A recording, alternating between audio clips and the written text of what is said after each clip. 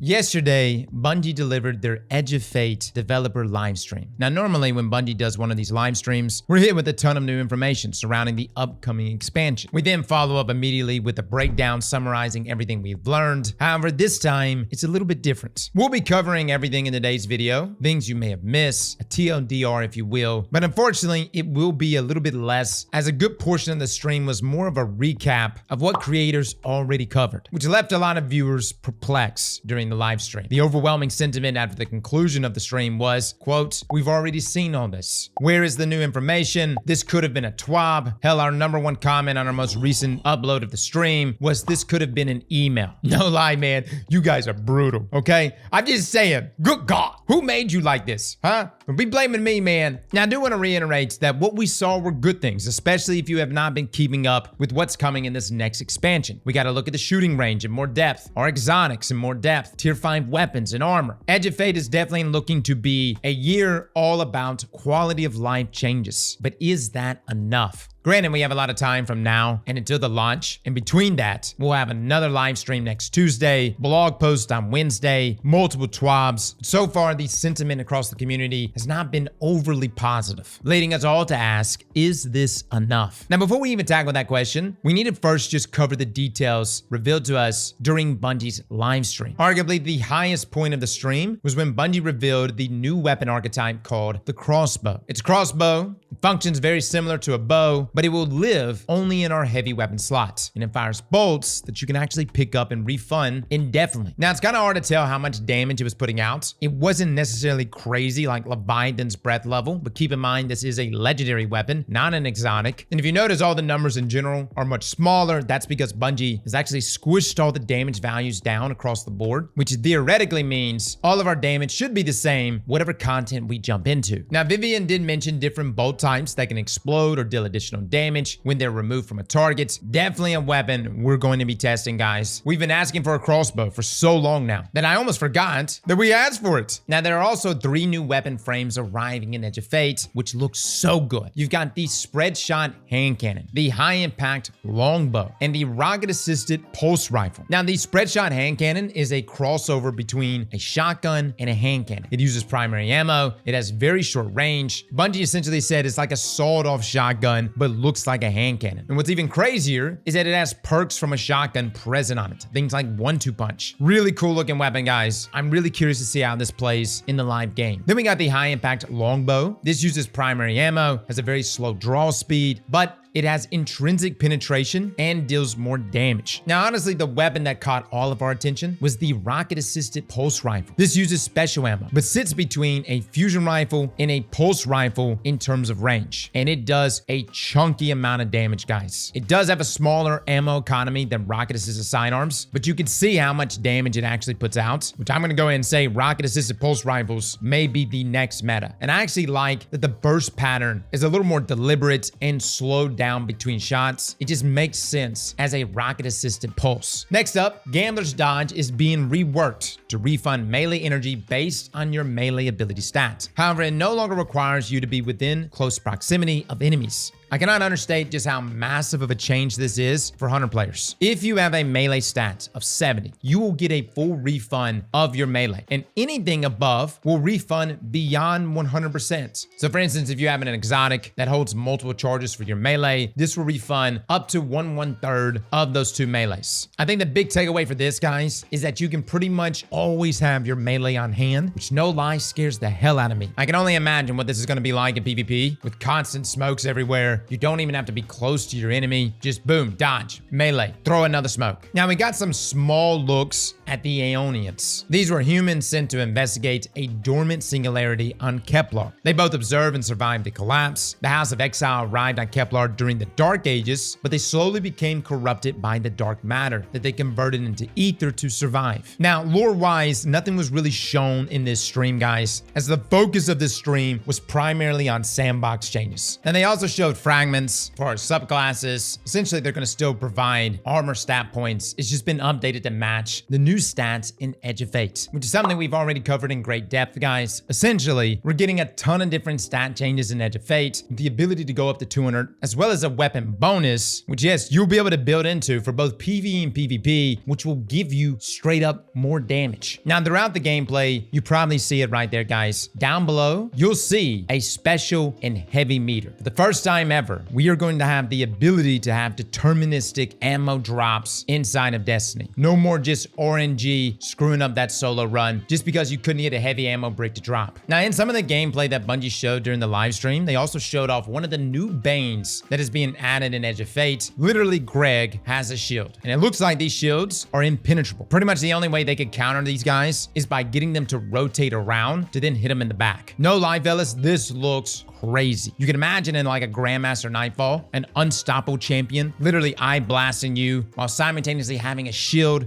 It sounds disgusting. Now, another Bane that wasn't mentioned but we noticed in the background gameplay portion of the live stream was Screeber. That's right, fellas. Mini Screebs are back. Let me just say this. There is no other entity in all of Destiny that has ruined my Grandmaster run more than a damn Mini Screeb. And what's so crazy about this is it appears that it spawns in from other enemies, and then when you kill those Screebs, it causes additional Screebs to spawn in as well. Talk about an absolute nightmare. Now, one of the more controversial parts of the stream was the portion about weapon damage and damage resistance bonuses that are being granted by new gear. Fellas, you heard that right. New gear will literally give you more damage and more damage resistance. Now, it's funny because Bungie said this is just a cherry on top. Brother, this is way more than a cherry. At the top end, your builds can have 15% more damage resistance and do 10% more damage. This is not a small amount, guys. This is substantial, which is going to heavily incentivize all of us to go after the new stuff. Now, immediately I was met with, Cross, this is just sunsetting. But let me just be real. This is way better than sunsetting, because sunsetting was literally, hey, your gear is garbage. You can't use it. Oh, here's this new gear, which is essentially the exact same gear that you just got rid of. The only difference is this has a new watermark. You see what I'm saying? At first, when I saw this though, I was like, oh my God, really, Bungie? Are you really doing this? But the more I think about it, dude, I'm kind of hyped. I don't know, man. I'm like, okay, all right. You want me to go for the highest tier gear to get the most bonuses? Alrighty then, I'm game. Now, these percentage bonuses also scale based off the tier of that gear. So for weapons, at tier 1, you get a 2% bonus. But at tier 5, you get a 10% bonus to your damage for that specific weapon. So without a doubt here, guys, having the higher tier gears, both for your weapons and your armor, is going to make a significant difference. Now, Bungie even took this further. They have a curated list of both old armor and weapons called featured gear. They can also access these benefits. This is the list of exotics that they showed off, and I'm kind of iffy on this one here, guys. I don't really know how I feel about it. In some ways, I see with the purpose of this, it's essentially like saying, hey, you, new player, you who probably doesn't even know Polaris Lance is a nasty weapon. Here's this feature list, and you see Polaris Lance there on the feature list. Therefore, you should probably give it a go and then see what exotic armor pieces might synergize with Polaris Lance and the Scorch and Ignitions and all that jazz. My only issue with this is that what about the exotic that isn't on this list? What about the exotic that Bungie may have overlooked? And let me just say, Bungie does not catch everything. Hence why in the past, we have gotten breakout meta exotics that Bungie had to quickly nerf because that exotic in that given time frame synergized maybe in some crazy way with this artifact mod or new aspect or new subclass fragments, whatever. The point is, I don't know how I feel about the sandbox being boxed into these weapons as well as these exotic armors and being told, hey, here you go. This is what you should be using this season. And if you don't, then you're going to be doing less damage. Look, if I'm the only one with this concern, y'all let me know. I'm actually game for the tier system, the tiered weapons, and the getting the higher tiers and the doing more damage and the taking less damage. I'm fine with that. It's just that featured exotic list I'm a little iffy about, which I know some of you are probably like, Cross, that's a sizable list. Look, man, I just don't like being boxed in.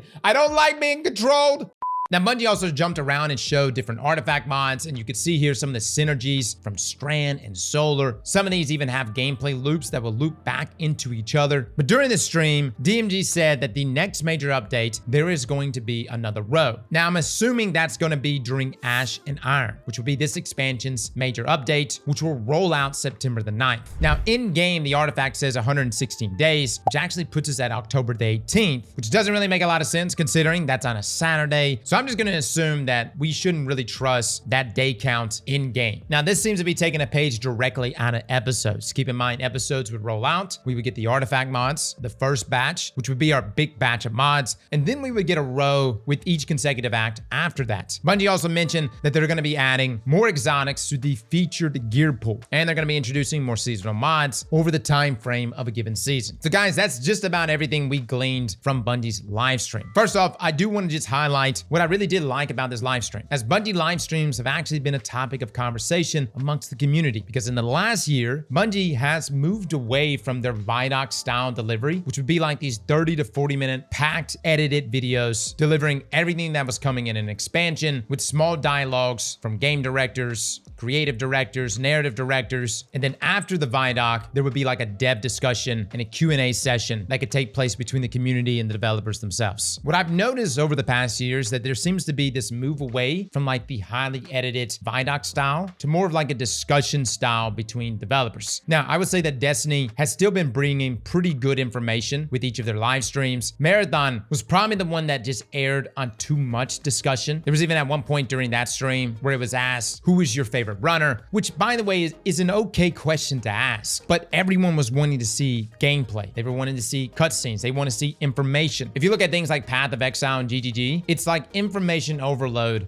every time they drop a video. With that being said, though, I do believe that Bungie's formats with yesterday's stream started off pretty strong. They opened up with their 3-minute Vidoc explaining the history of Kepler, the House of Exile, the Aeonians, and then we transitioned into developers talking about the new updates, which I would say in this particular announcement was probably a good thing, as a lot of this was sandbox focus. But I completely understand the sentiment in the community where this felt like rehashed information. And I think a lot of this just has to do with us, content creators. I'm not saying that we're bad guys, but we were given a very unusual embargo time this year than in previous years. You see, normally when we go play new content, like for instance last year, The Final Shape, we do it very close to launch. We get our content, we get our embargo date, which is normally just a week before the launch of the expansion. And then when Bungie takes front and center stage, everything they show is completely new. This year was interesting because everything they showed was stuff that we already showed to many of you many weeks ago. Matter of fact, the embargo time this year was a whole month and a week before the launch of Edge of Fate, which is a tremendous amount of runtime. This makes it unfortunately more difficult for Bungie themselves, as instead of being met with hype during their live streams when showing off some of the new goodies coming in the next expansion, they're instead met with a community that says, hey, we've already seen this. Bungie,